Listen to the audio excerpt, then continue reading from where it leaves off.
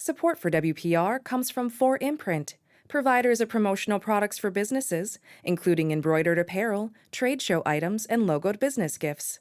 More is at 4imprint.com. 4imprint, for certain.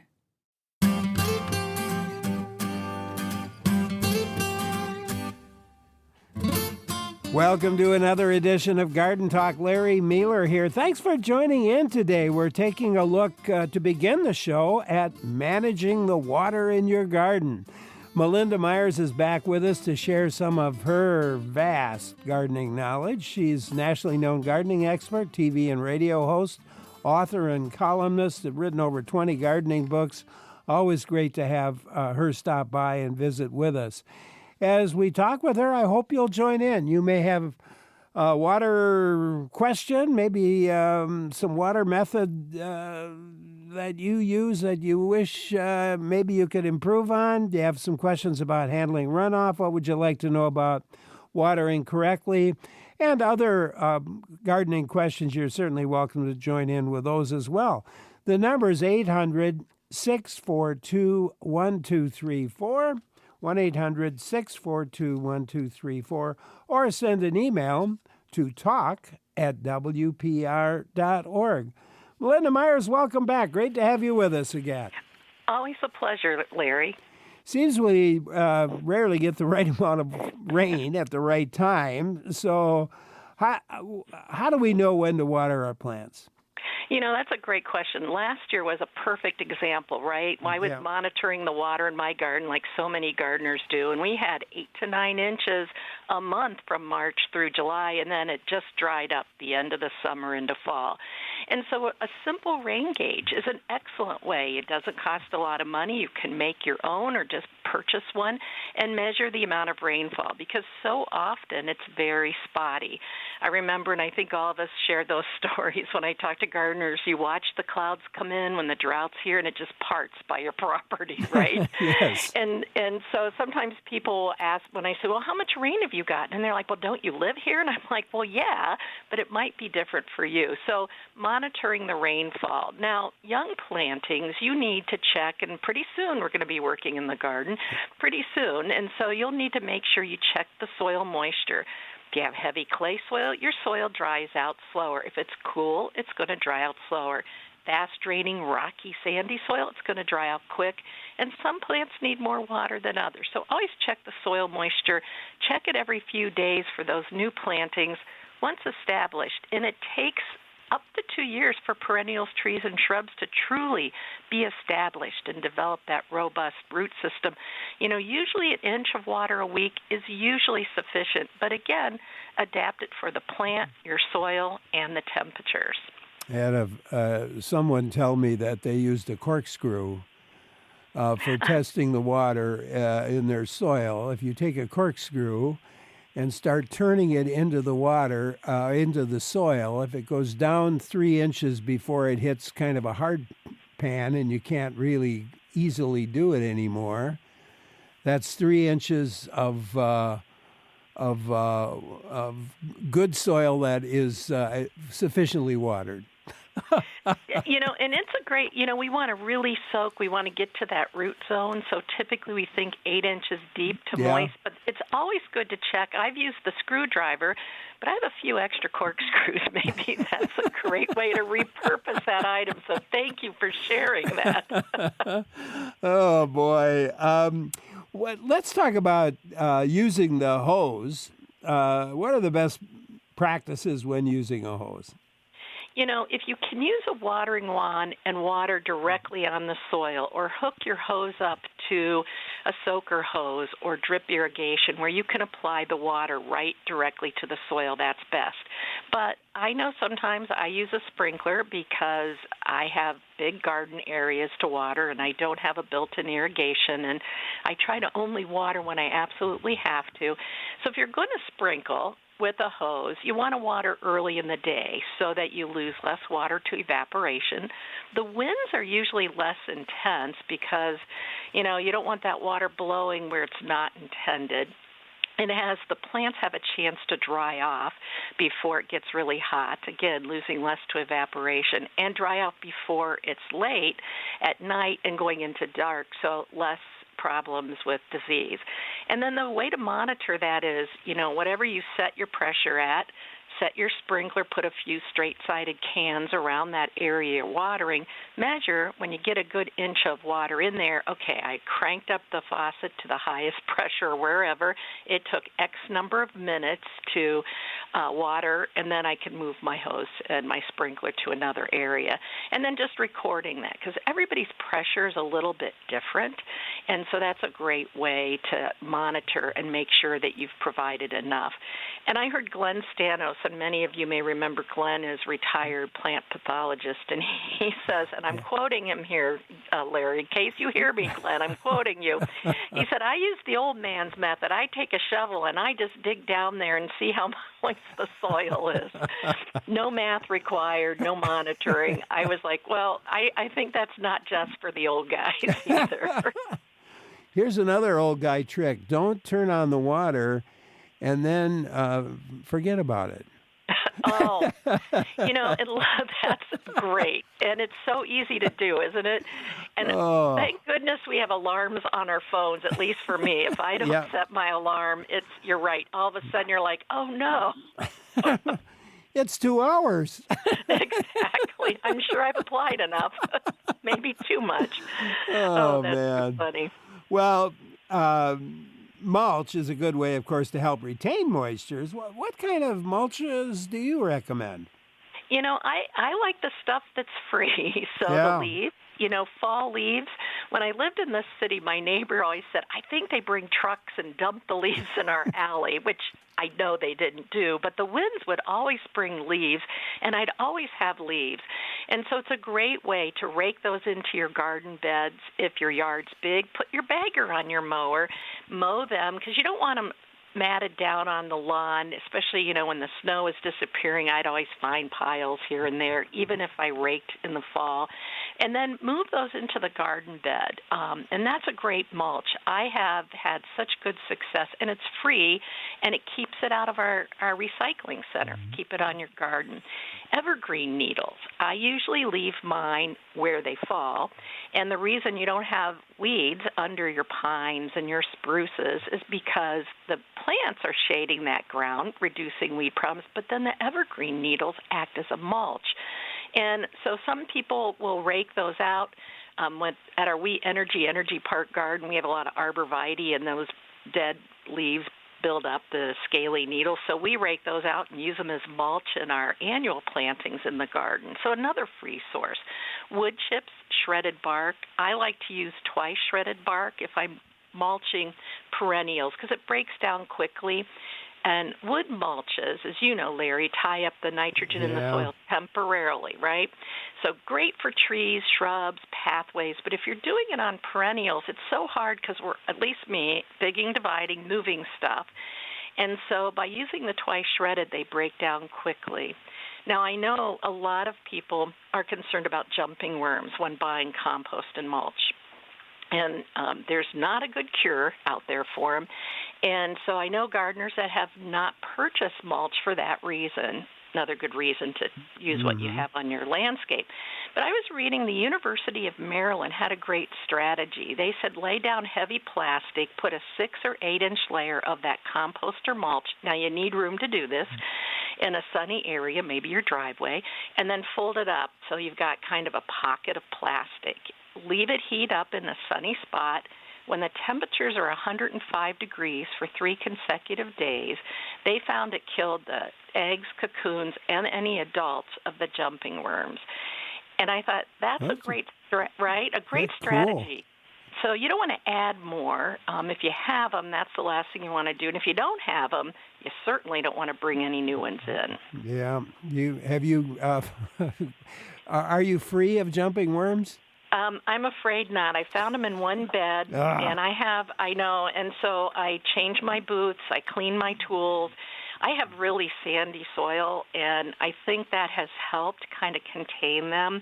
I'm hoping because I have woods of bur oaks on the hill behind my house, and I don't want to be the person in my community that brought jumping worms. So I'm really trying to manage what I have with, the mustard thing to bring them to the surface, the, avoiding bringing more in. Kind of when I find them, I throw them in a plastic bag and cook them, or throw them in a container of alcohol and kill them. They're not native. They eat too much of organic matter, so they're not helpful. They're more harmful than any good they can provide. Yeah, unfortunately. Yeah. Well, I'm thinking more about mulch. Can we add mulch any time, or sometimes of the year better than others? Great question. So when I'm doing my vegetable garden, if I'm jump starting it, and especially if you have heavier soil, when it's cool and wet, it stays cold and the soil stays cold. So if you mulch when you plant your tomatoes or peppers, if you're pushing the season, you're going to keep that soil cool, and those warm weather plants like the soil warm. The cool weather plants, your cabbages, your broccoli, radishes, those things can take the cooler soil. So for those gardens, you may want to get things planted and growing, especially your warm-loving plants, before you mulch. This time of year is great.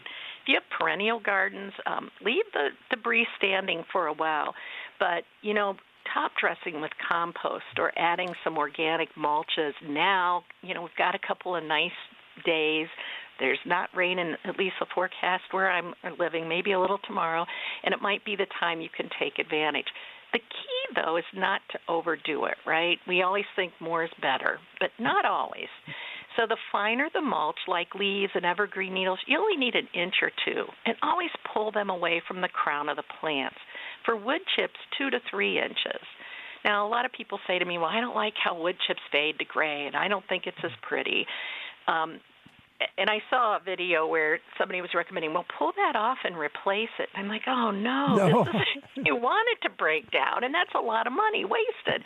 So just kind of lightly, kind of take a cultivator and kind of break it up and loosen it up. That can help, but don't keep adding 2 or 3 inches every year. You want to pull that mulch back from your trees and shrubs because you increase the risk of voles when you pile it up against the base of those plants, and you could increase the risk of rot and decay too. So keep that mulch away from those stems and trunks.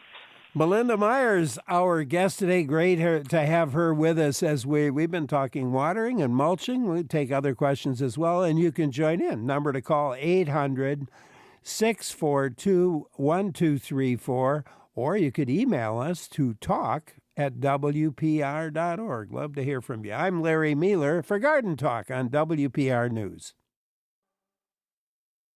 Talking gardening with Melinda Myers. Great to have her back. And if you have a question, again, give us a call. The number is 800-642-1234, or you could email us to talk@wpr.org. My mind wandered a little bit. Well, that we had that little interlude, and I got to thinking about how plants can also play a role in water management. What about drought-tolerant plants? Do you have some that you recommend? I always think looking for some of our native plants, especially those that aren't too aggressive. And I've got a nice hillside planting that my plants, I train them to be drought tolerant because I'm a lazy gardener. I like to think low input.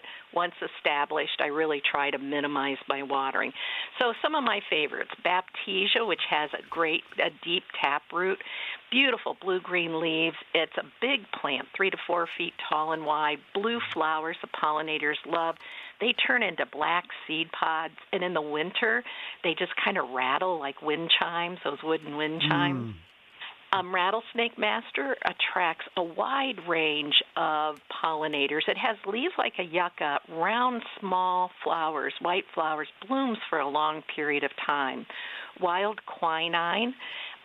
It's a wonderful, it will kind of wander through the garden, but not aggressively.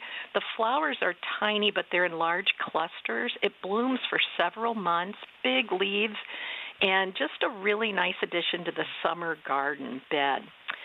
Purple prairie clover has these really funky kind of flowers. I don't know if you've seen them, Larry, where they're There's like a skirt of blossoms and a thimble-like center to the flower. And that one is another good pollinator plant. Of course, Gaillardia, blanket flower, may act as an annual depending on where you live, because it blooms all summer and sometimes blooms itself to death. But it's a good drought-tolerant plant. Zinnias, excellent annuals for good drought tolerance, too. And there's so many varieties available and better disease resistance than in the past. Plus, you can start them from seed right in the garden, and you'll get blooms in as little as 6 to 8 weeks. And so you don't even need to start them inside, or you can buy transplants. But that's another, getting some annuals that are good, drought tolerant as well. And, of course, sedums. Lots of good advice there. And, we get a lot of, you mentioned evergreens, and that also got me thinking, because we get lots of calls from those listeners who would like to grow something under their evergreens. And, of course, it's usually dry and shady. Any suggestions? Right. So junipers will take the drought, but as you know, they love the sunshine. So that's always a challenge when we move into shade. But one of my favorite, and I find it fairly tolerant of dry shade condition, well, very much so shade, is Russian cypress, Microbiota decusata, fun name to say. It's a low grower, about 8 to 12 inches tall. It reminds me of an arborvitae with the growth habit of a ground-covered juniper. It's green in the summer, and one plant can spread to 12 feet in diameter, so you only need a few. Yeah. And it turns bronze in winter, so I always like to warn people, don't freak out when you see it turning kind of bronzy, because, it's not dead. Mine's just starting to green up right now.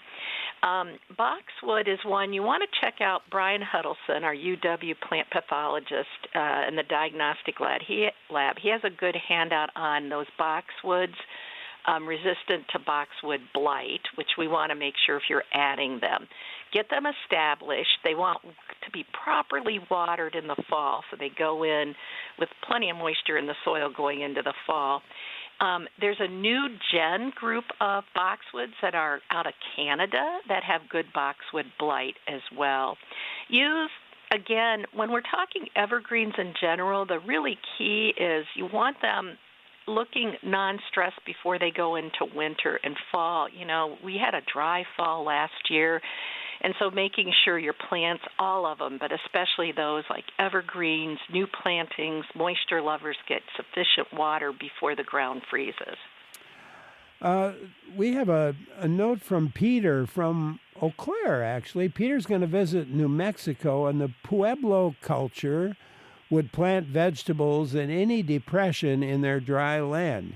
In Eau Claire, they have very sandy soil, and Peter is experimenting with planting in the ditches rather than on top of the mounds, as so often is recommended. It's an experiment in progress. So far, so good. What do you think? Any recommendations, Peter wonders? Peter, you need to call us back at the end of the garden season and let us know how that works, because I think right, Larry, I love listening to Garden Talk because I get so many good ideas, not only from your experts, but the gardeners calling in. That's one idea. The other thing that I know they do a lot in the South, and I met a gardener in Mequon that was doing the Ole watering method, where you bury a terracotta pot in the ground and have a cover, like a saucer cover on top. Fill that with water, and the idea is water moves through terracotta. And so when the soil's dry, it moves from that water inside the pot through the terracotta into the dry soil. So you've got that water in place. I saw a garden where the gardener took soda bottles. We're always looking for what can we do with that plastic stuff. And they cut the bottoms off, put them upside down without the cap into the garden. And again, trying to create some ways to put water slowly into the garden. So you can quickly fill up the soda bottles, and then it slowly drains, and it provides that water throughout if you don't have time to stand there and go, did I get enough? Did I get enough? Did I get enough? And it makes sense. We raise or elevate the garden for those with heavy clay soil, right, to improve drainage. But if that's not an issue, it makes sense. Before you plant up the swales, if you have swales in your municipality that are drainage ditches, you want to make sure you talk to your municipality because there are regulations and you don't want to block the flow of water. But it sounds like Peter's doing this on his property, which is a great use of any changes in topography. So, Peter, I hope you give us a call back and let us know how that works. Me too. Yeah, we'll be looking forward to your phone call at the end of the Exactly. season. Linda emailed us wanting to know what can you do to prevent sprouts from continually coming up from the base of your apple trees? Oh, I have one too. One year the rabbits took care of them for me. It was the first time I was happy to see the rabbits.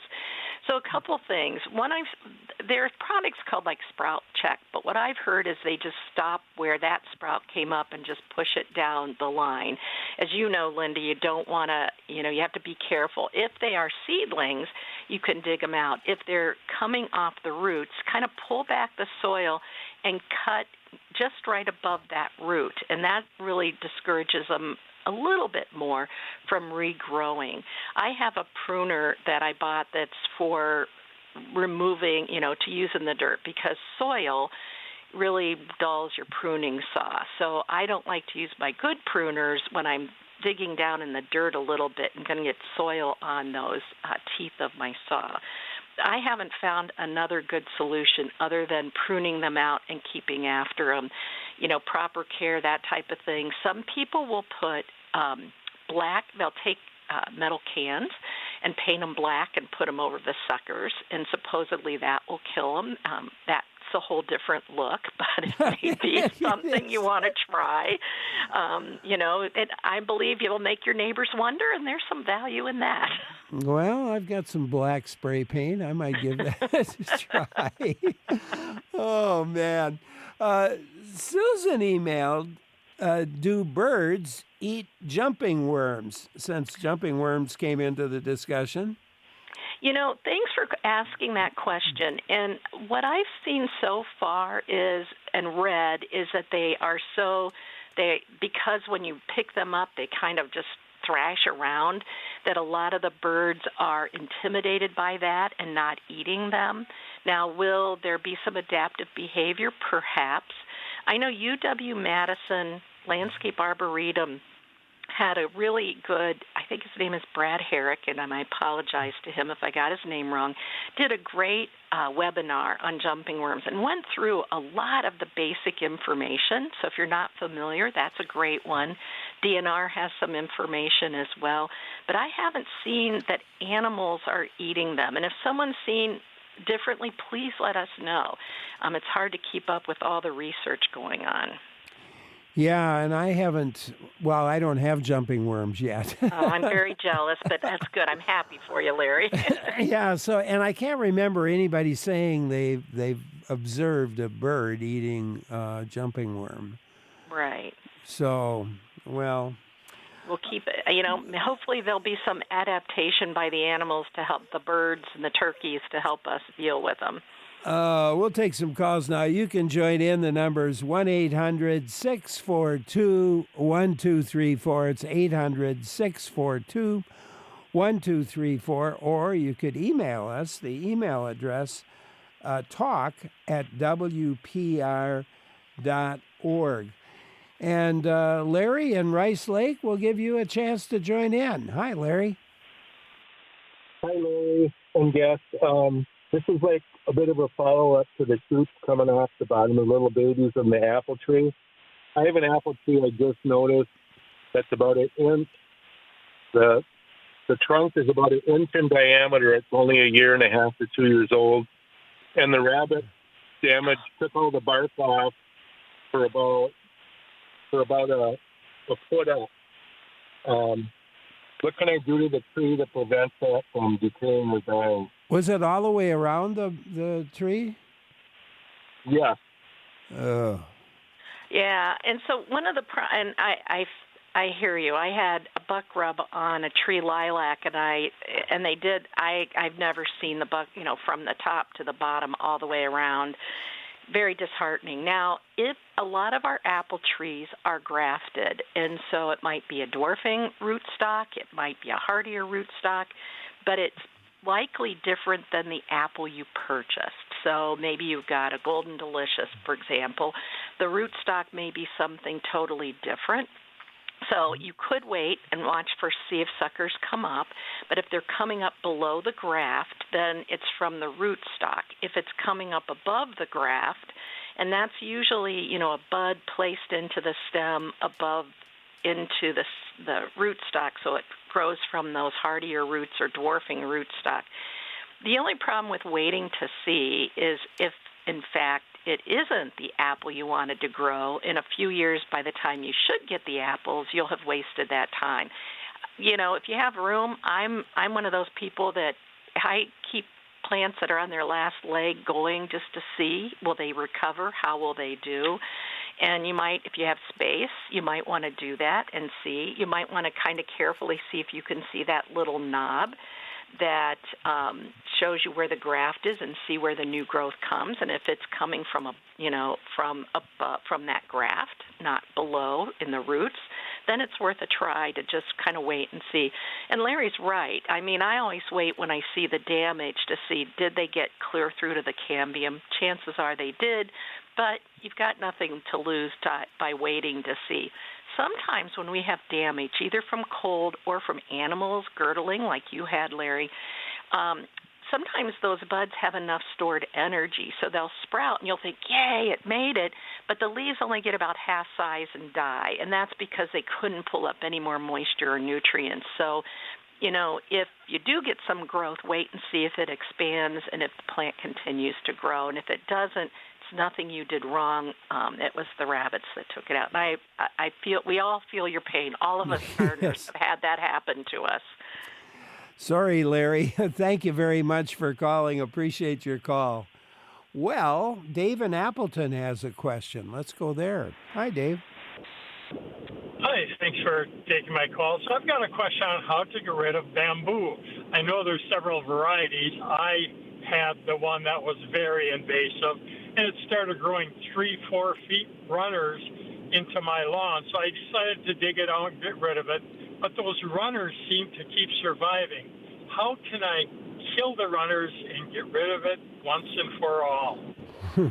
Great question, Dave. And you may have true bamboo, so not doubting that.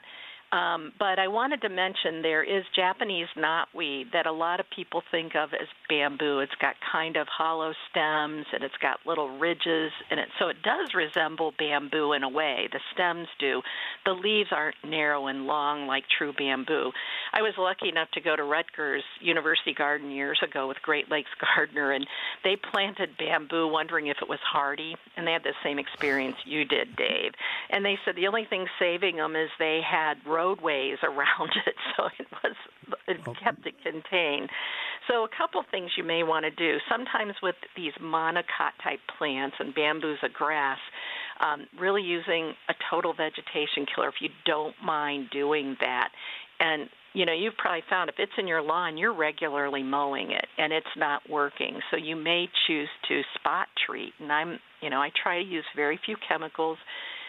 Finale is another total vegetation killer that has a different mode of action than Roundup if you're not comfortable using Roundup, but spot treating it. So you make the cut, you apply this to the cut end, and you'll probably need multiple applications to take care of it. The Wisconsin Department of Natural Resources, if in fact you look at it and go, oh, those leaves look more like Japanese knotweed than they do bamboo, and it gets these white flowers, and I know a lot of gardeners are dealing with it. Well, Wisconsin Department of Natural Resources has great information on managing invasive plants, including Japanese knotweed, buckthorn, honeysuckle. And in there you'll find here's some things you can do to mow it. Here's how you can control it when you are using chemicals, and here's kind of the time frame. So unfortunately, Dave, this is going to be persistence, and not only throughout the growing season, but continually. And it's so hard to get all parts of that rhizome, and any piece left, as you found out, just starts a new plant. So you might want to try cutting back treating the cut stem. Roundup Finale will also damage your grass, so you're going to want to protect the grass in the lawn area and any plants in the garden bed that it may come in contact with the leaves, not the roots, but the leaves. When it hits the soil, it breaks down, is not absorbed by the plant roots. So that's at least one benefit of that. Dave, you're in for a long spell here. Yeah, I'm afraid so. Sorry, Dave. Thank you for calling. You can join in too. Numbers 800-642-1234. Give us a call with your gardening question or email to talk@wpr.org. Let's go to Steve in Harrison. Hi, Steve. Hi, I just got a question for Melinda or you, Larry, about container gardening. Sure. I'm going to start doing that. What type of soil mixture? If I add compost and soil, and what else could I put in there before I get started? All right. A potting mix, and Larry, I'd love to hear what you like to use too. It's a very personal thing to match the potting mix that works for you. So I work with Ebert's Greenhouse Village, and I purchased their HSU mix. It's made by ginseng growers in Wausau, Wisconsin, and I use the organic mix. It has leaf compost, peat moss, a little peat moss, and rice hulls for drainage. And I like it because I dump it in my garden or compost bed, and it works great. But the folks at Ebert's love the Pro Mix, which is core, and it has perlite and maybe some bark product and maybe some peat in it. And I tried that. It didn't work for me, but it works great for them. And so it doesn't mean one is better than the other. It's what works for you. And so that's one option. You could make your own. I used to always be the one that have a wheelbarrow of topsoil. I'd have my mushroom compost or other compost and vermiculite or perlite and do a third of each and mix it up. But I found it hard to find topsoil that I really felt was worth investing in. Yeah. And then because sometimes you end up with something worse. And so I found just finding a mix that works for you, and I know that doesn't help you a lot. Being in, Wisconsin, Sioux is a little hard. HSU is a little hard to find. It's not as readily available as some of the other commercial brands. And then sometimes they change mixes. I used to use another mix, and I had great success, and then all of a sudden it wasn't working the same for me. And I think they changed things up. I don't know if you have a favorite one, Larry? I do not. I have tried. Typically what I'll do is go to my local garden center and say, what are you recommending this year? And go with that. That is a great idea. When I was living in the city, there was a garden center not far away, and this guy goes, you're going to want to buy this and put it in your garage, and in January, just run your fingers through the potting mix for a little fix. And I'm like, oh, sure. And I found myself doing it because we are gardeners, and we're a bit crazy. Steve, there you go. Appreciate your call. Well, and those raised beds, do we treat them any differently than other plants that give them straight in the ground? Yeah, the raised beds tend to dry out quicker, so I think of them as sort of modified container gardens. And one of the things I think it's easy to forget or overlook is we need to replenish. As the organic matter breaks down, we see that soil level stopping, a lot of the nutrients are used up, so adding some compost in the spring, using an organic raised bed garden mix that you like, working that into the soil. Last year we had so much rain, and I have to confess, I worked some of my raised beds when they were too wet, and I had clods all summer long. I just was like, I got to get these plants in the ground. And I paid the price all season long for that. So, I'm thinking we've got a break in the weather. Maybe I need to be doing a little soil amending now. Hugelkultur and lasagna gardening are great ways to fill your raised beds, using your yard waste, your landscape trimmings and garden trimmings, and doing that in the fall when it's readily available. You can do it now if you have those materials, but that's another way. A lot of gardeners will just keep adding kind of a layer of really basically compost materials, working it into that soil and creating those raised beds. And then I work with a company called Wild Valley Wool Pellets. I always like to disclose, but it's sustainable and certified organic, and it's wool waste that they put in pellets, university tested, work it in, and I add that to my raised beds because it holds the moisture. And I've already confessed I'm not the best at watering, so it extends your watering time, adds airspace, and so I wait for it to go on sale and free shipping, and then I buy it in bulk because, the more money you save on one thing, the more money you have for plants. So, and then the irrigation systems, too, if watering is one of your issues, it's like containers. Check them regularly. They dry out faster. Megan in Black Creek emailed us. All over the roadways are teasels. They look like they're invasive. They are. Megan noticed they're creeping their way into their area and is curious if there's any action to contain this plant. What can home gardeners do? Is there any desire for counties to try to contain? How'd they get here? They spread easily by seed, and I'm not sure if they were brought over. I should look. We have them all. Anytime I come home, right on 43, there's a bunch of them, and they are They are invasive. I think one thing to do, Megan, is keep an eye. When I talk about, I did a webinar with DNR and UW Aquatic Invasive Species, and the webinar is still available to view. Just go to my website. But we talked about when you're evaluating the invasive plants in your area, one thing I always recommend is look at what's happening nearby, not only your neighbor's yard, but that teasel coming in. And a lot of people on TikTok and other videos are saying, go out and collect this stuff, Phragmites, which is also invasive, teasel, make arrangements and hang them on your door, put them in your containers. Well, then you're bringing those seeds into your landscape and perpetuating the problem.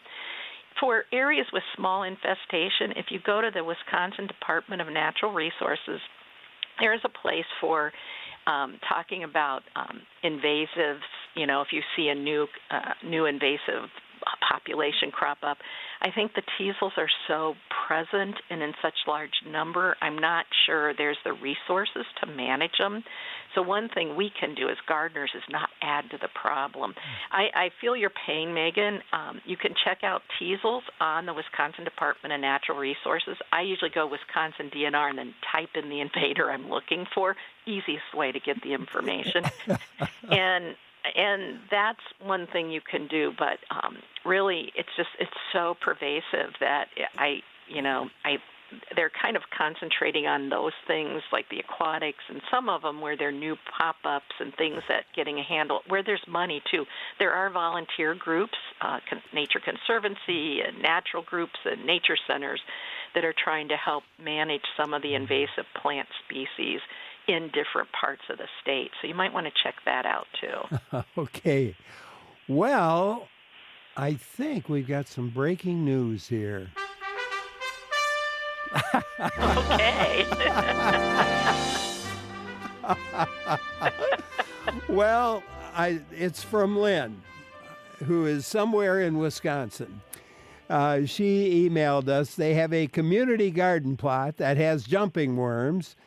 A robin was perched nearby, and Lynn threw worms at the bird. The bird ate them, one right after the other. All right, Lynn, thank you. This is great news.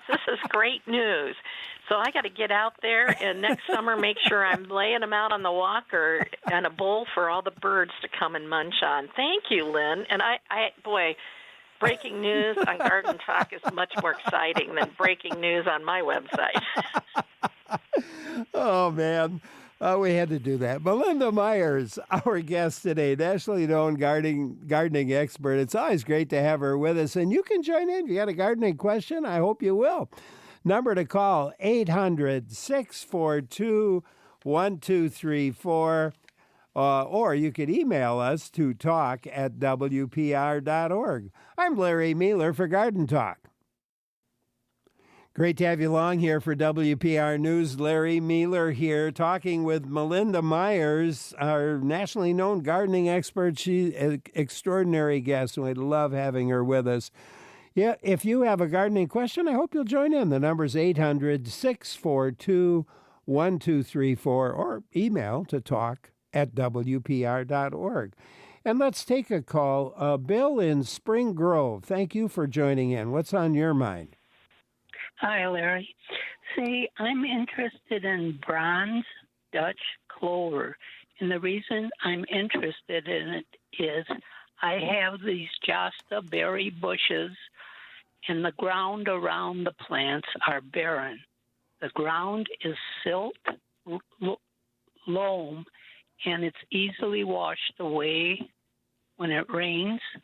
And I was intending on or hoping to plant these plants around the berry bushes to hold the ground, because the ground is constantly getting washed off. I don't know the bronze Dutch clover. I don't know I don't either. And the only concern I have is Dutch clover can be very aggressive, and I don't know how, if your berry bushes will be able to outcompete, or if, they eventually will be helping to add nitrogen to the soil. I know there's this big movement. I spoke to at Garden Visions up in Wausau and heard a woman from Olbrich talk about living mulches, and I'm very excited about that, using plants like you were thinking to mulch the soil. So a lot of the sedges, finding things that don't outcompete your main plant but will help hold the soil in place, reduce erosion, and then help suppress the weeds. And I have crown vetch moved into my yard. And I'll tell you, I feel frustrated. So I know any of you dealing with invasive plants, I feel your pain. There are other things that you may want to try. Wild strawberries can be very aggressive too, but I use those in some of my garden beds, and it will help cover the gardens. They're edible. And they kind of spread, and that might be an area. If you try that, I don't know if any of you guys out there that have tried the Dutch clover, the bronze Dutch clover, let us know. I'm just concerned about it leaving the garden and invading other parts of your yard, not only helping to hold the soil. I'm assuming you've tried mulches to help protect the soil that way. You may want to try, I'm assuming it's some sun, you may want to try even some sedums that might be a little less aggressive, and mulching the soil till they take off. There are some sedges that are sun lovers. Mark Dwyer, excellent plant person, and I know he's been a guest on Garden Talk quite often, did a talk on sensational sedges, and that handout I was able to find on the website, on the internet, but he had great recommendations, and Olbrich Botanic Garden is on my list. It's in Madison, so make a trip to Madison. Apparently has some really nice sedge plantings and might give you some inspiration too. But you might want to try, if you do it, just keep an eye on it, maybe edge that bed, even if you just physically cut a little trench around the garden bed if that Dutch clover starts expanding, just to make sure it doesn't take over the surrounding garden beds. Yeah. I did a little check online. It's a creeping perennial shamrock, so a 4-leaf clover. Unique. Is it hardy in this area? That's what I haven't found yet, Okay. but it does spread. Throughout the summer, the clover will spread nicely over a lawn. Okay.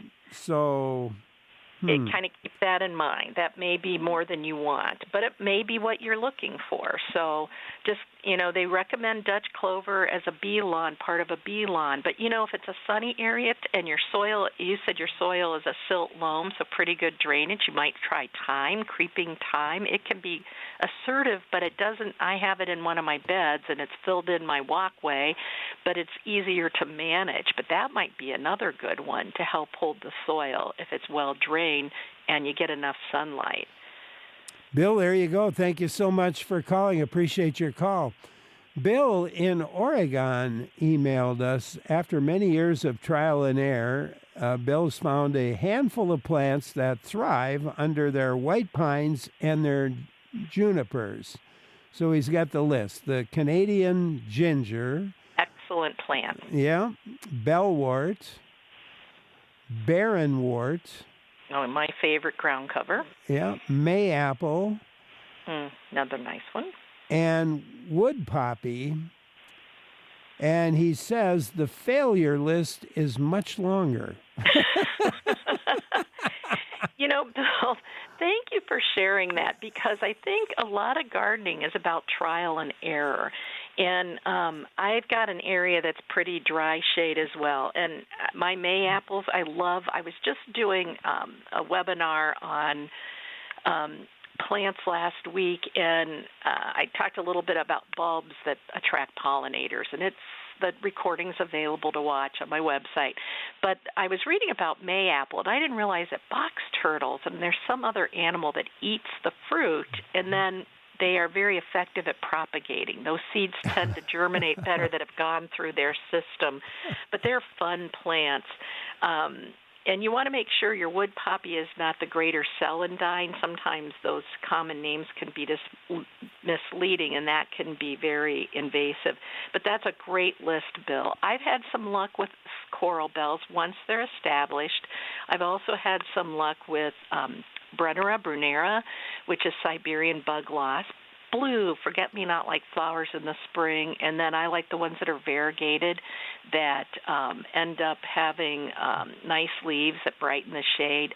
Solomon seal is another one. The key I find, and maybe you did too, Bill, was the first year or two making sure they get sufficient water, because not only does shade reduce the light, it also reduces the moisture getting to the ground below, and then you have the tree and shrub roots, right, competing.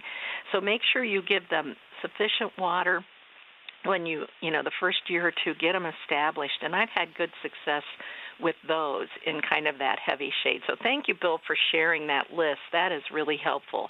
And like you said, there's more that don't work, and gardening's trial and error, right? Absolutely. And Andrea from Madison has a little history for us on teasel. Oh, great. Thanks, Andrea. Andrea says teasels were introduced in colonial times. They were used to make a tool that is involved in the process to spin wool. Oh, yeah. I think it's really spiny, and I think they help comb through that wool. Oh, thank you, Ann. That's why I always love being on Garden Talk with you, Larry. Yeah, and here's another case where, something that seemed to have a pretty good use wound up not being so good for a lot of other people. Oh my goodness. Yeah, thank you, Andrea. I appreciate that insight. It doesn't make it easier to control, but at least we know why it's here, so thanks. We know why it's here. Another question relates to areas like near downspouts or maybe low areas of a garden where you get sometimes a lot of rain at once. What do you do with areas like that?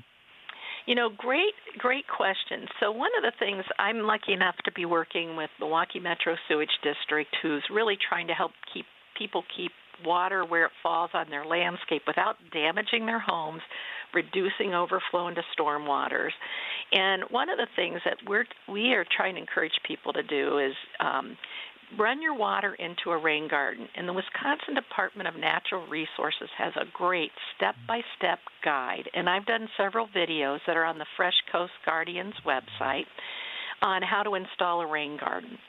And so you want to keep it, if possible, 10 feet away from your house so that you're not bringing water in. So you need to run it, make sure the grade is correct, right? So the water's draining away from the foundation of your house. Run your downspout either above ground or underground, an underground drain pipe that goes into that rain garden, and that's one way to manage that, get it away from the house. I have an area by my garage that it's a very small garden bed, and usually water's not a problem, but if we get a lot of rain, it runs into the walk, and especially in the winter, if we're getting freezing temperatures. So my grandson and I dug a dry river bed. So we dug down, lined it with landscape fabric, filled it with stone. I have a rain chain, and it runs into just kind of something to collect the water and drain and go into the ditch. And that was a way I managed it as well. So it gets it away from the building, keeps it off the walk, and it looks okay, kind of decorative. All right. Melinda Myers, our guest, and she'll be with us for another half hour on the show. Looking forward to your questions for her and just talking with her. It's always a lot of fun. Number's 800-642-1234. Email to talk@wpr.org. And we'll be back right after this quick look at the news. Stay with me. I'm Larry Mueller.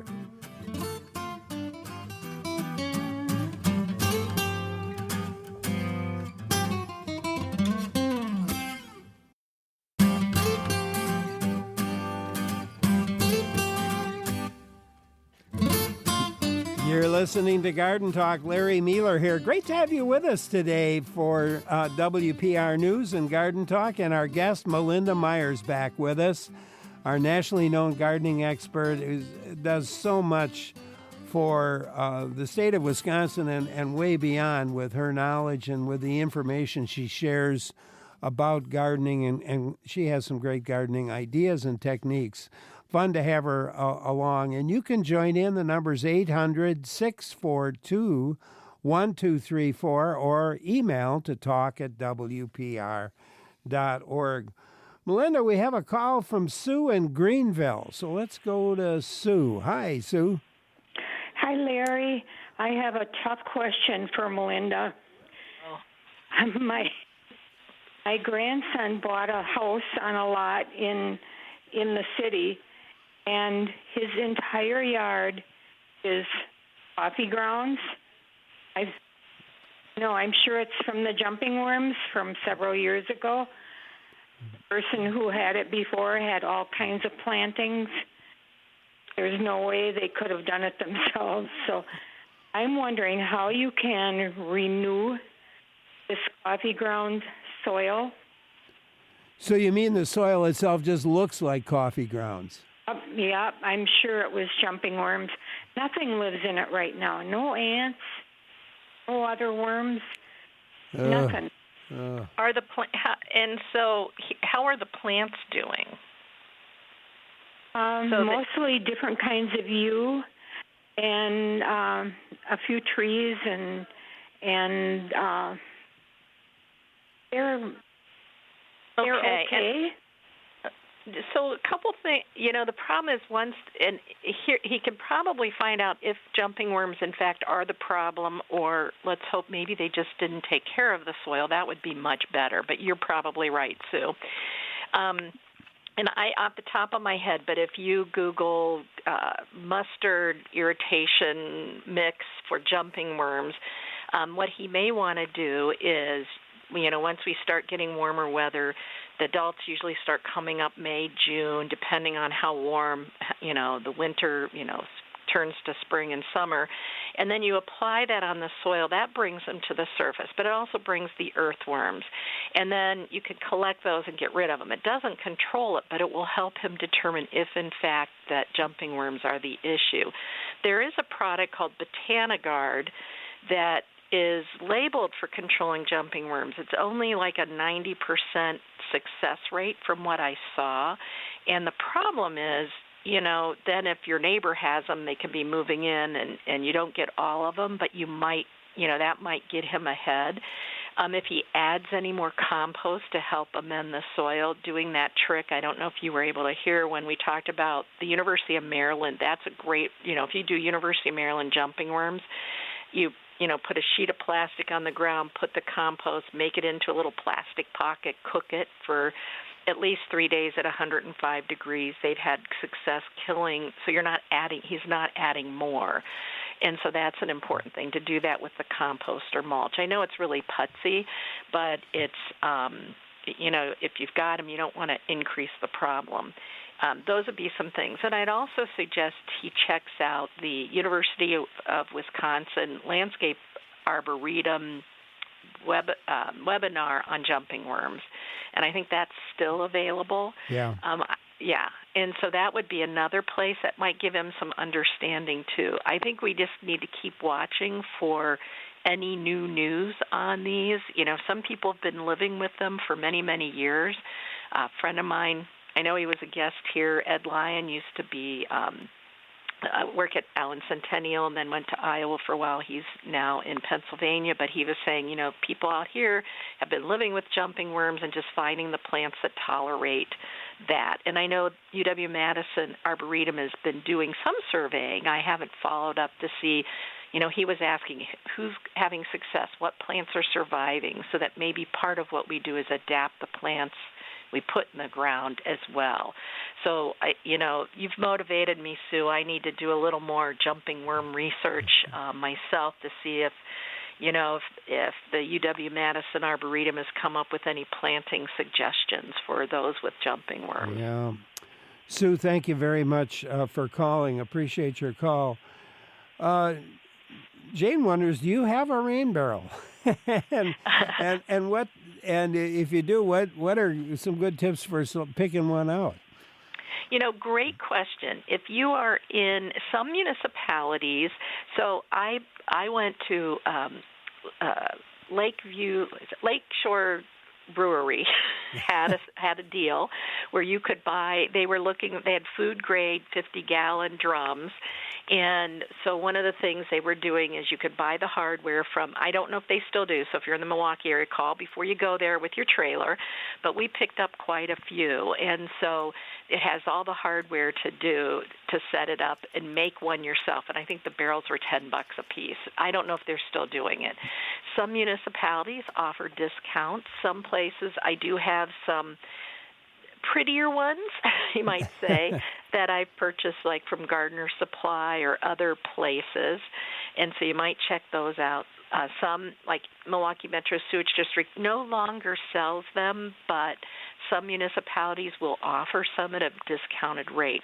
So a couple things when you're doing rain barrels, Jane, whether you're making it or looking for it, make sure that it either has just a big enough opening to run your downspout in or a screen to keep debris and bugs out.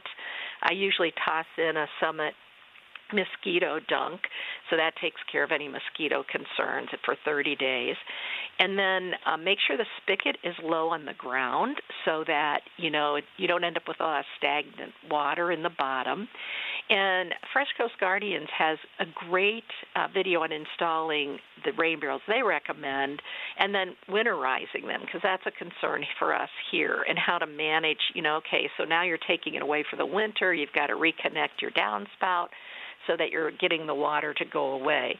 I live in the country now, and I have fast-draining soil, so a lot of my water is just pushed away from the house. I just have drains that go out away from the house into the field, my fields next to me, and with the sandy soil, that takes care of a lot of the issues. A solar or an electrical pump to get the water out, interlocking barrels, I have those behind the shop. Because we don't have a good place to push it out. And that way I can use that water for watering ornamental containers and ornamental plantings. Rutgers University did research on the water coming off our roofs. And you know who's up there and what they're doing, those birds on our roofs and all the materials, right? They found the bacterial level was low, but recommend testing before you use it for edible plants and, just being careful handling it. So, there's usually plenty of ornamental plantings you could use it for. And there's some recommendation for disinfecting, too, if you decide to opt, to use it on edible plants. But thank you. That's a great question. But there's a lot of commercial places, garden centers I see are carrying them more and more now, too. As you were talking, I was thinking of many years ago, I spent a year at the University of the West Indies in Trinidad, and at my home, it seemed like my home was worse than any other place for mosquitoes. And there was a water tank in the back lawn area, and I finally thought, I wonder if they're coming from this water tank. And I put a screen on it, and the mosquito situation, there's still mosquitoes, believe me, in Trinidad, but it got a lot better. That's a great breeding ground for them if they can get in. You bet. So, it takes, I think it's like 7 days for the eggs to hatch, and then the larvae, and then they turn into adults. And, we can't control all of them, like you said, Larry, but if we take care of those breeding grounds, whether it's a rain garden, a cistern, a rain barrel or a cistern, rain garden should drain quick enough, but toys left out, pet dishes, anything that collects water. It's easy, you're gardening, you forget, and then you walk out and you're like, oh, I left that bucket out there and there's water, and it's perfect for the mosquitoes to breed. So those are some gutters unclogged as well. Those leaves clog the gutter, water collects, another good breeding ground. I always make sure that my bird bath is cleaned out once a week. I get all the water out once a week. Oh, my goodness. Plan. Bonnie in Wanakee emailed us. Bonnie has 2 viburnums that suffer from, they suffered last year from viburnum leaf beetle, the egg casings. They seem to be mostly at the end of the branches. Bonnie's thinking of pruning the shrubs back this spring to try and control them. Also cleaning around the base of the shrubs. Do you have any recommendations on getting rid of these pests?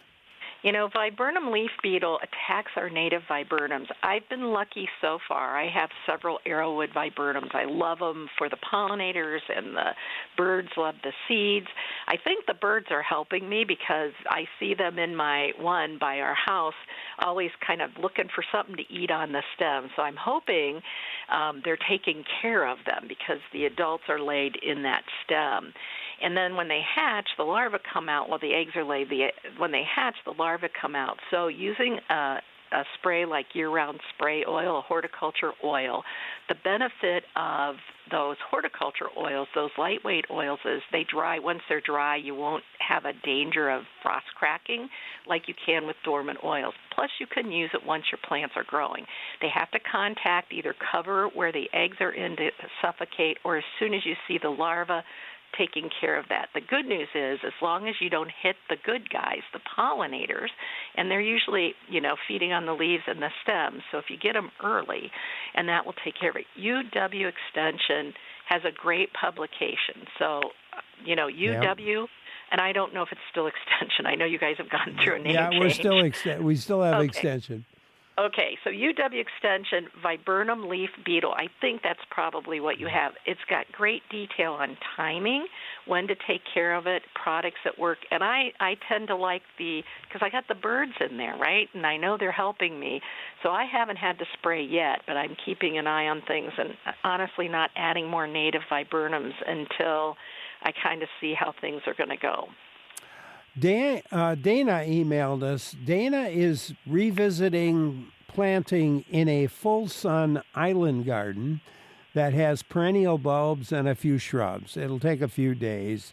How do you protect the plants while they are out of the ground, and how long can they stay out of the ground? Oh, I get it. So she was going to dig, replenish, and then replant. Okay. Yeah. So a lot of plants, it depends on the plant. I don't know about you, Dana, but I have tons of pots from shrubs and perennials and trees. And a lot of times when I'm redoing a garden, I bring those empty pots, and then I can just dig, pop those plants in there, because it never seems like I have 2 days set aside and I don't always get done. So at least they're in a container. I often also have some planting mix available, potting mix, if I need to add any to protect the roots. And that way they're in a pot, and so that extends the time. If I'm sure I can get at it, what I'll do, I'll dig them up, set them near my house or a shady, protected location, maybe throw some mulch on top of the roots, or even dig a trench and heal them in temporarily.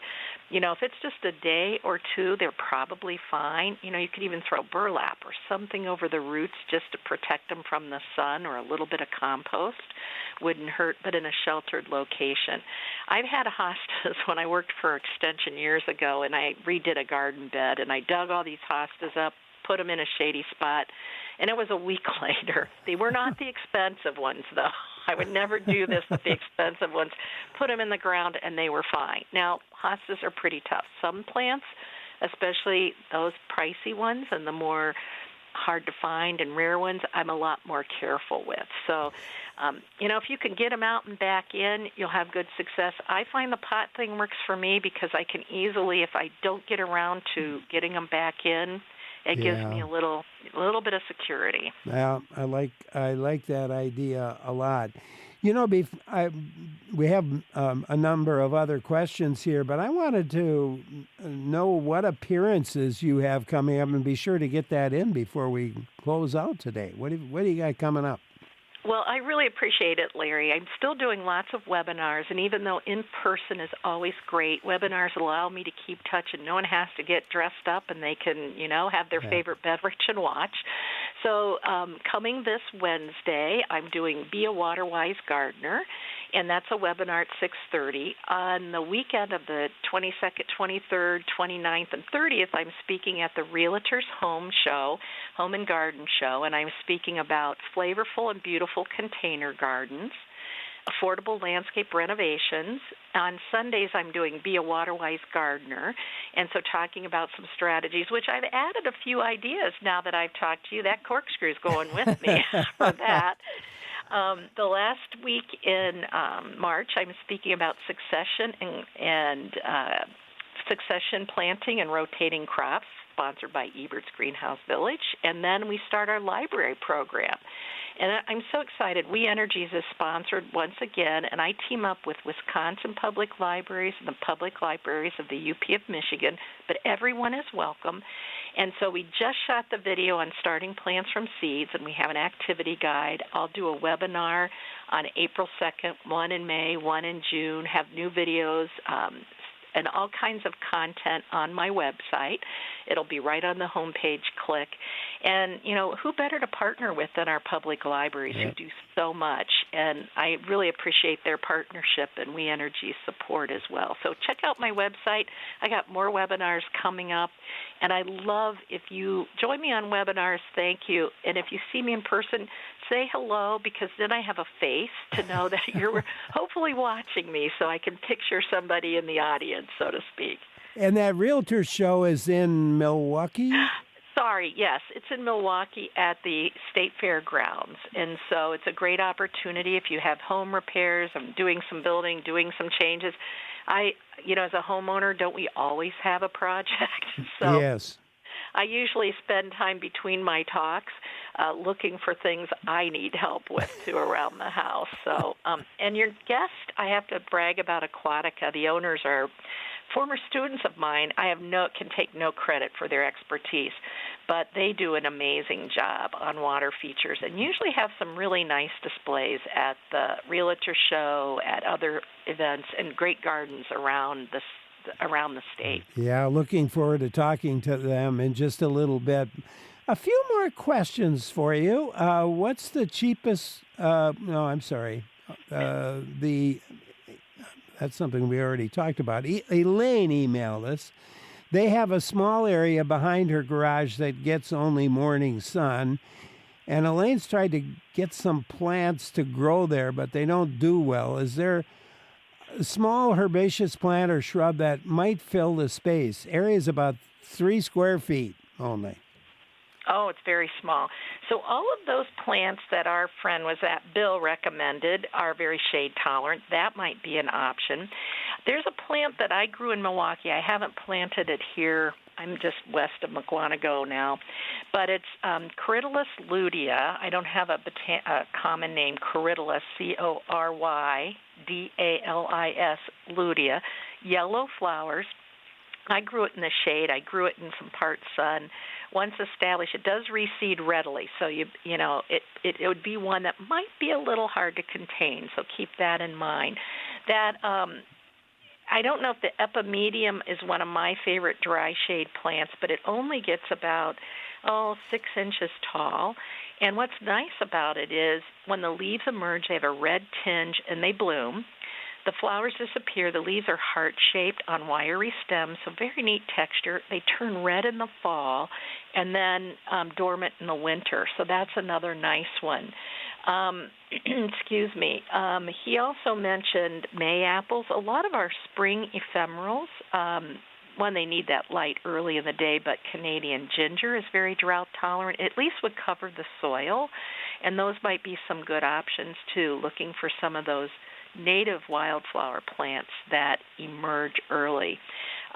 Solomon seal, I would try one plant and see how it does there, but it's taller, and so it will take some shade, and it'll give you a little height, which is often missing. And that's one that will take some drier conditions than some of the other shade-tolerant, taller plants. So you might want to check out Solomon seal. I like the variegated variety, but I do one plant, see how it does. If it doesn't perform well, move it to somebody else, some other spot. Okay. Oh, boy. Lauren emailed us. They have creeping Charlie or ground ivy, have had it for years, not using chemicals, trying to get more grass to grow to overtake it or hinder it. Any suggestions to win the battle? And it sounds like it's in the lawn area, and I get the whole thing about not wanting to use chemicals. It was brought over here as a ground cover, fragrant when you walk on it, flowers. I usually start there and nobody buys it, leaving it stay.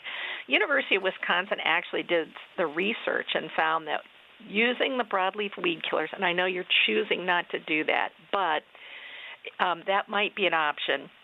I had some luck with some of the chelated iron products, like the active ingredient is FEHEDTA or HEDTA. Doug Soldat has a great publication on UW-Madison Extension on sustainable lawn care, and he talks about some of these alternatives. That product, it's a chelated iron at a higher strength than we'd use as a fertilizer. It turns the weed black, but the grass, if it's hit, turns bright green, so you're not killing the grass. So it's considered I'm not sure it's considered organic. I think it's a biorational is the rating. But check out Doug Soldat. But I've had good luck, and I think it's EcoSense is the Miracle, the Scott's brand, I think. Check the label. Whitney Farms was bought by Scott's, I think. They used to have a product also. So check, if you find EcoSense and it says FEHEDTA or HEDETA as the active ingredient, then there's probably other products in that area on the garden center shelf that will do that. So that's might be something better than using the broadleaf weed killers that you tried and didn't succeed. I would avoid things with dicamba and banvel. They work on creeping Charlie, but they're hard on trees and shrubs. And so, where does creeping Charlie usually start? In the shade. So skip that one. But, the broadleaf weed killers you tried and didn't work, if you apply them when they're in bloom, creeping Charlie's in bloom, or in fall after a hard frost, keeping in mind there's years of seeds in the ground, so it'll take repetition. Same if you go with the more organic product. It's not a once and done, unfortunately. So check out Doug's publication. He's got great information for those of you that are looking to have a lawn, but minimizing your chemical use. And he also says if you keep the lawn healthy, proper fertilization, and keep the lawn a little higher, you're going to, once you get rid of it, it's going to be a lot harder for it to come back. Great point. And I could never find that research again, but somewhere I remember reading even one fertilization a year can greatly reduce your weeds. So, doing fertilization as he recommends is one good way to beef up your lawn and help fight those weeds. So thank you for adding that, Larry. And Melinda, it's always a pleasure. Thank you so much for joining in today, and we'll look forward to your next visit. Thanks, Melinda. Sounds great. Thank you, Larry, and thanks to all your listeners. Melinda Myers, take a look at her website because she's got some great webinars, and she's got a lot of really good information about all kinds of gardening. And so melindamyers.com, I believe. Maybe it's is it melindamyers.com? I think it is. Melinda Myers, our guest. Great to have her with us. Coming up, we're going to be talking about water features for your home. That next. And boy, there's some exciting stuff going on in that area. I'm Larry Mealer.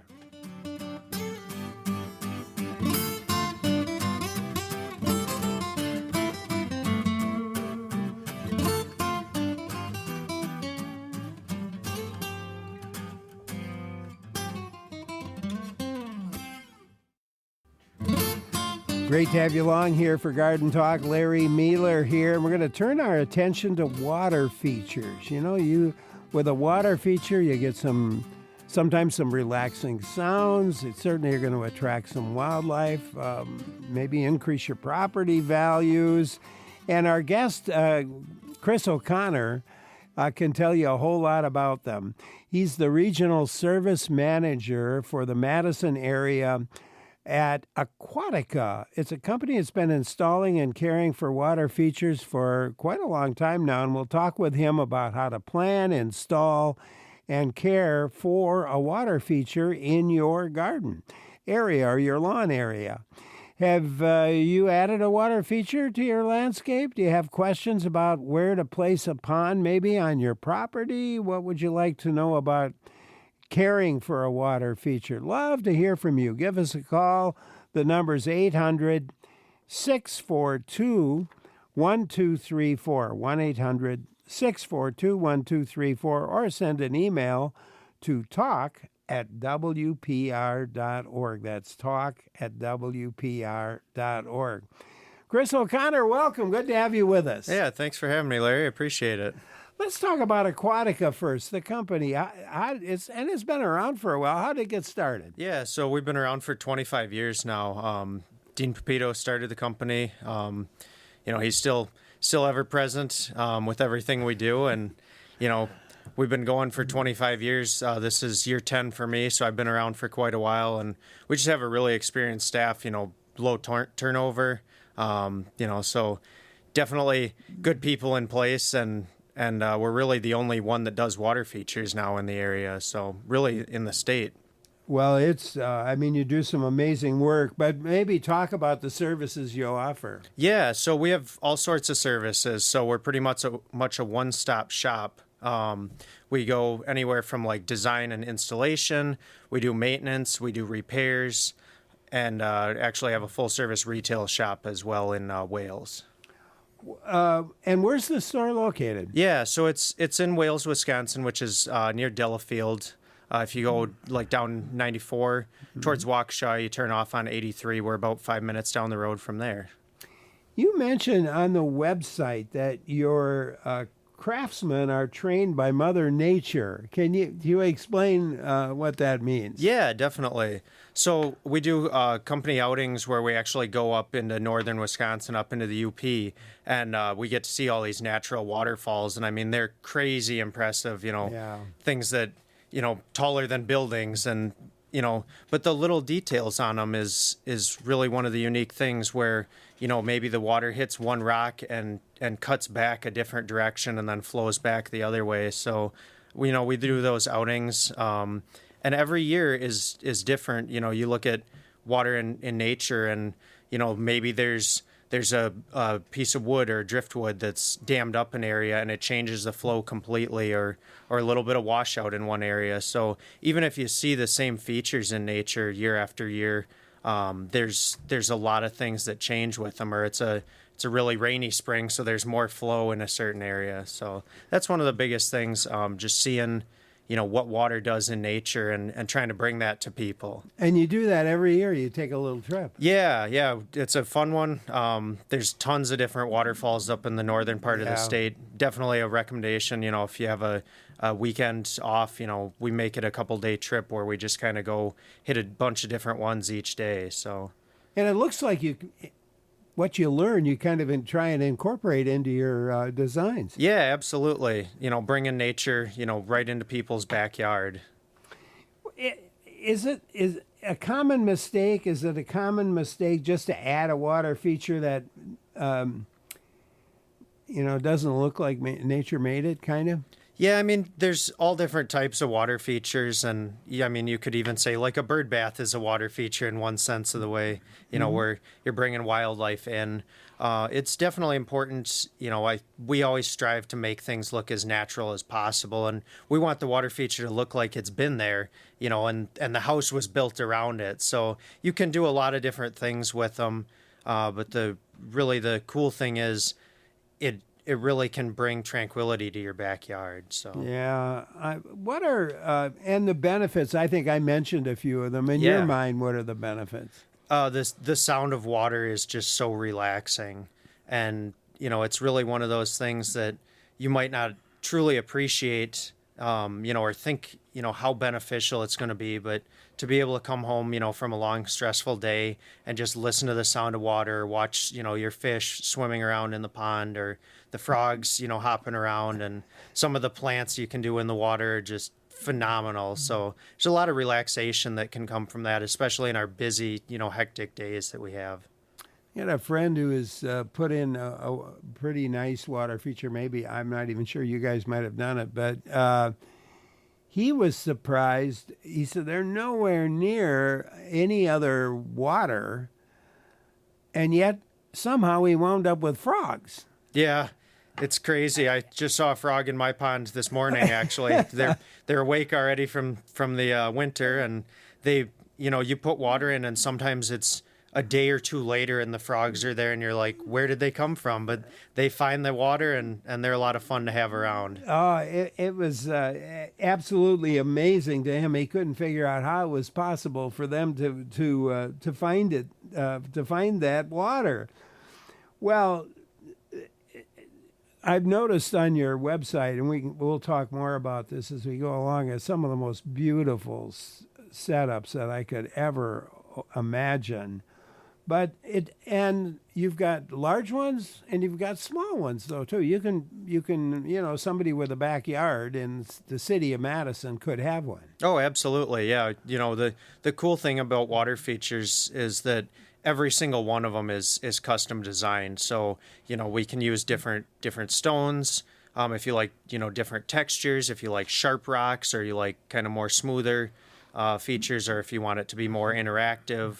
There's a ton of different options that you can do with that. And we design features as small as like a 4x4 area. You can put in, something that gets the water moving. Maybe you want something a little more decorative, or something that kind of draws the birds in. Or if you want, a really big feature, you got a ton of property, and, you want something, we've done them all the way up to golf course size features. So you can really go anywhere in between and customize them to fit your space.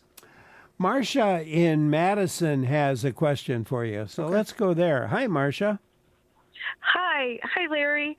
I'm calling because in the pandemic, we did the pandemic thing and put in a backyard pond as a family project.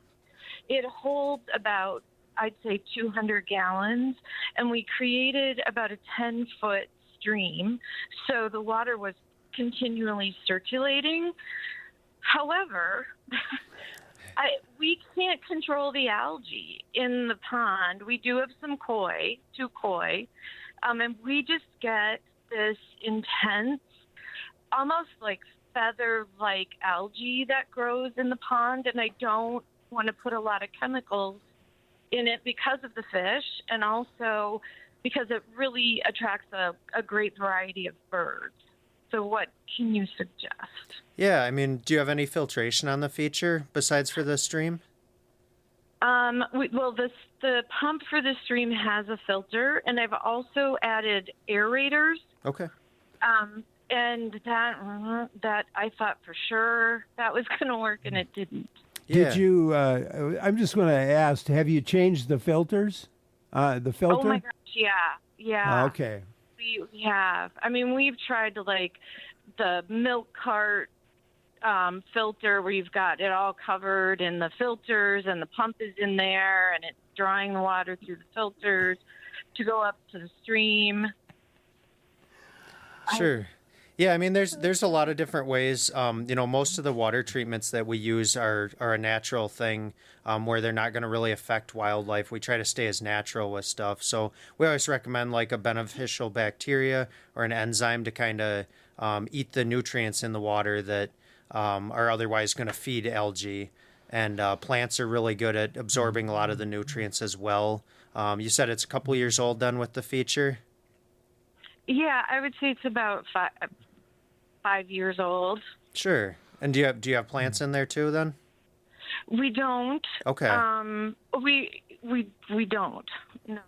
So that can be a really good natural way to help filter some of the nutrients out of the water, because the fish are going to produce, some nutrients as a byproduct when they eat, and that's going to be food for either algae or plants.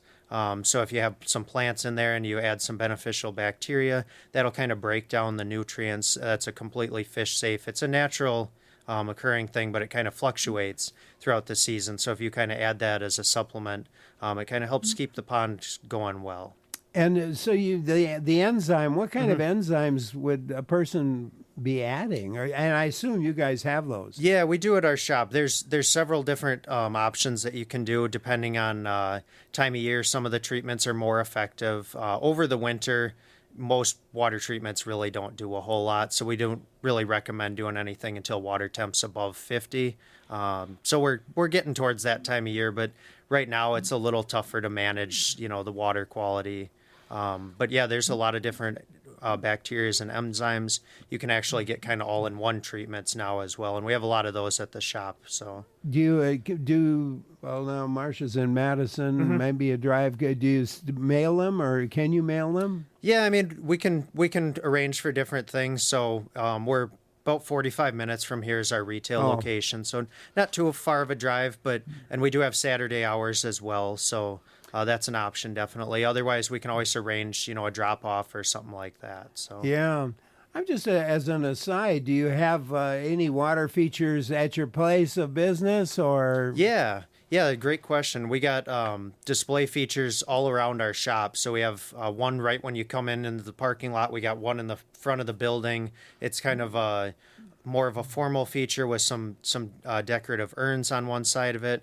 And then when you come around the back of the shop, we actually have 4 more display features that are kind of all different varieties of water features. So you can kind of come get inspired, see some different things. We have great selection of fish and plants we'll be getting in at the end of April. And we have a seminar actually on one of the Saturdays, I believe the 26th of April, on how to do a spring clean out on your water features. So we'll have all our plants and fish available then, a lot of display features, and then we'll have our experts available to answer any questions as well.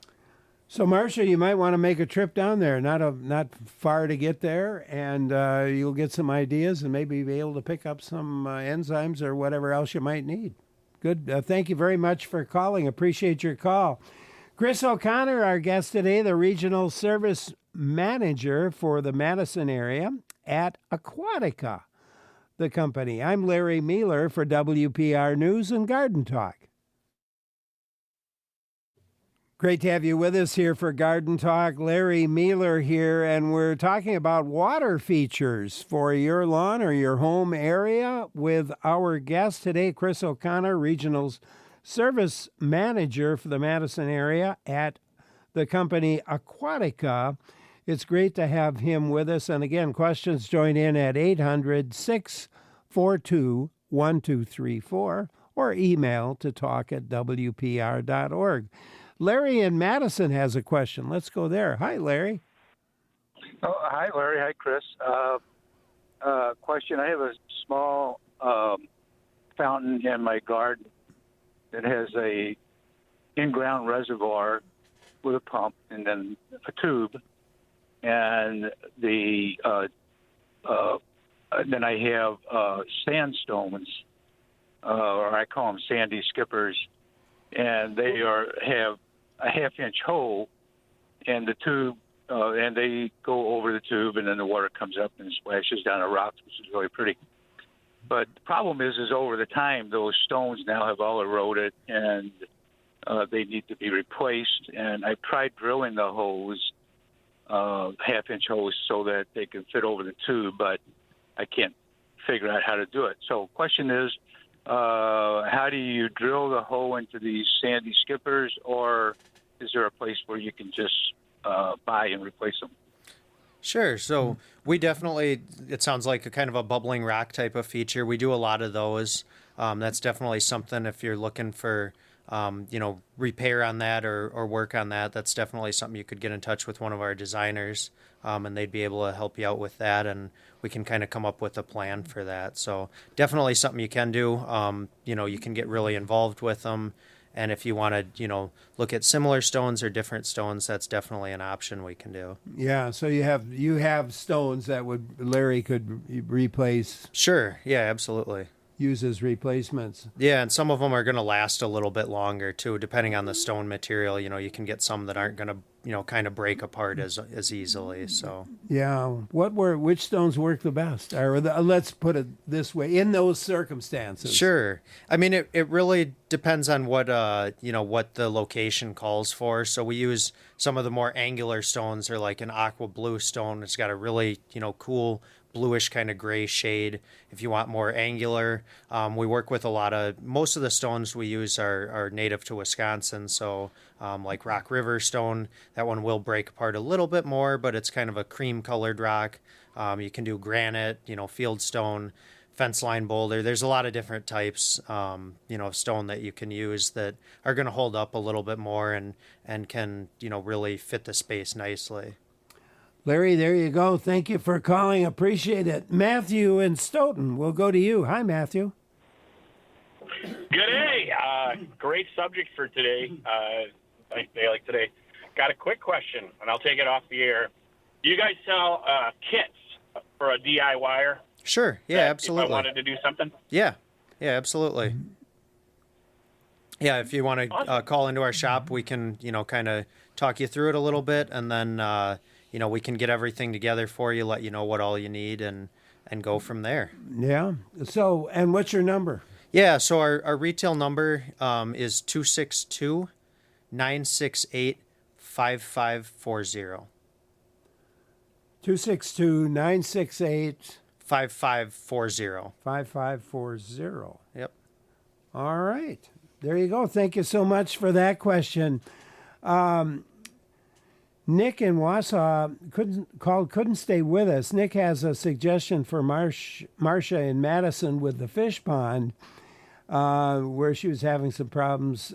Nick recommended getting a filter that has a UV light in it. The filter will kill a lot of those things but it's fine for the fish. Yeah, so UV works really well on like the floating algae that you get, like if your water is a green color, like a pea soup algae. So it doesn't work on all types of algae, but it basically works by the water flows through the filter, and that kills off that part of the algae. So depending on the type of water, that can definitely be, an option for clearing things up. But if you have like more of a hair algae, there's some other treatments that are going to work, better on that as well.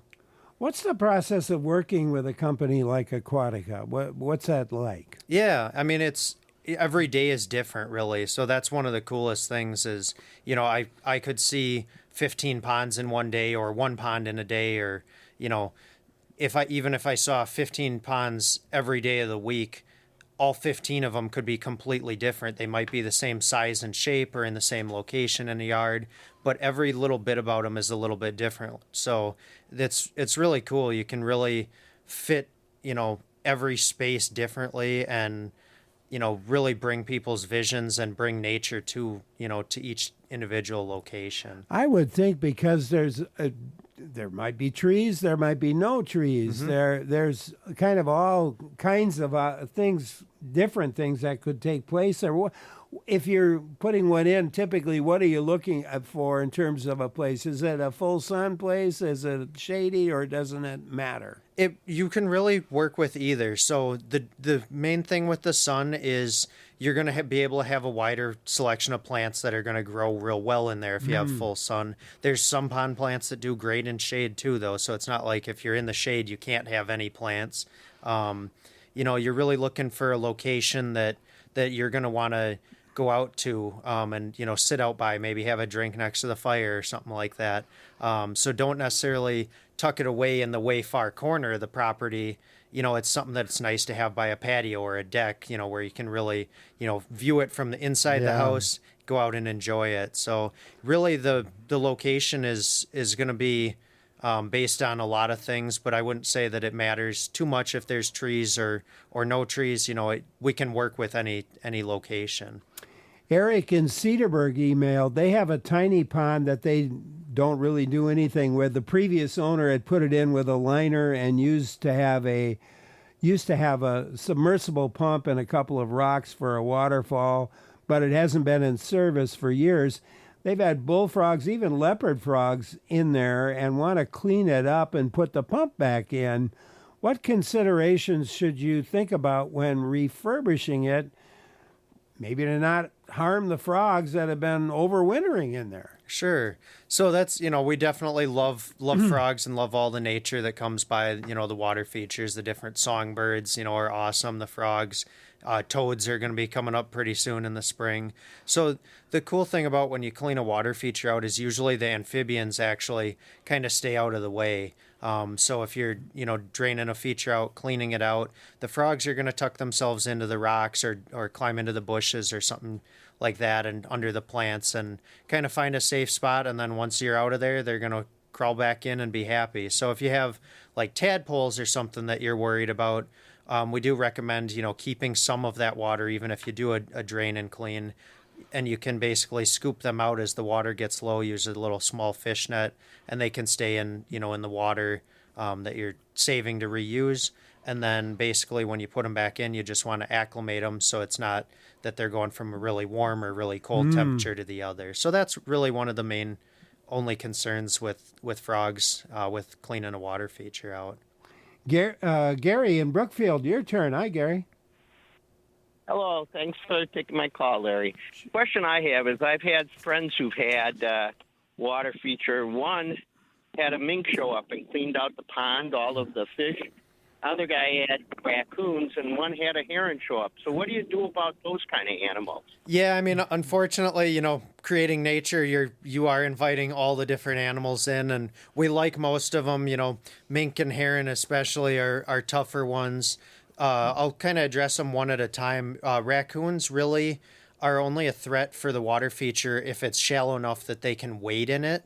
So if you have deeper water, they don't like to swim to hunt. But if they can wade in the water and grab things, or if there's an area with some plants on the edge, if they're trying to catch a frog or something, they might do a little bit of damage, rip the plants out a little bit.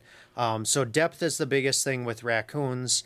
And, that same kind of principle applies to herons is, having some depth, having caves that the fish can hide in, so you can actually do something as simple as like a piece of slate that basically creates a cave on the side of the pond or in the middle of the pond with like some stone on each side of it to prop it up, and the fish can go underneath there to hide and, until the heron's not around. There are decoys that are, heron decoys as well, that they're territorial. So if they see another heron there, they're a lot less likely to come by. Mink is a tough one. They're really a problem more in the winter generally than during the season. And really a couple different options you can do as far as the mink go. You can install a net over the pond and stake it down along the edges and have it just real tight to block them from being able to get in. Dyes in the water can definitely help, some blue or black coloration, especially over the winter, gives the fish, because the fish are slow in the winter and mink are, really Fast. Good hunters. They are. Yeah. They're impressive for, they're a little tiny animal, but they can catch fish way bigger than them. So there's different options. We do have a lot of clients that actually bring their fish inside for the winter as well. And we actually offer a service where we'll watch people's fish for them over the winter too. So, some clients that have lost fish to mink in the past, they don't want to worry about it. And we take care of the fish for the winter and then bring them back out in the spring. So a lot of different options, routes you can go on that. But ultimately you can't prevent everything just because nature's going to do what it wants to do sometimes. So best bet is to try to limit it in those instances. And I want people to go to your website to take a look at the amazing jobs that you're doing. And what's the website address? Yeah, so it's aquaticaponds.com. And we have a lot of water feature pictures on there. We have a bunch on our Facebook as well. So, yeah. It's just some absolutely amazing ponds or water features that you guys do. And here we are out of time. Chris, I want to thank you. Maybe we can do this again down the road. It would be fun to talk some more. That'd be awesome. About some of the larger ones as well as some of the smaller water features you have. Chris O'Connor, Regional Service Manager for the Madison area at the company Aquatica. So aquatic and the letter A after exactly. Aquatica. Yep. Our guest. Great to have him with us. And we'll get him back and do it again.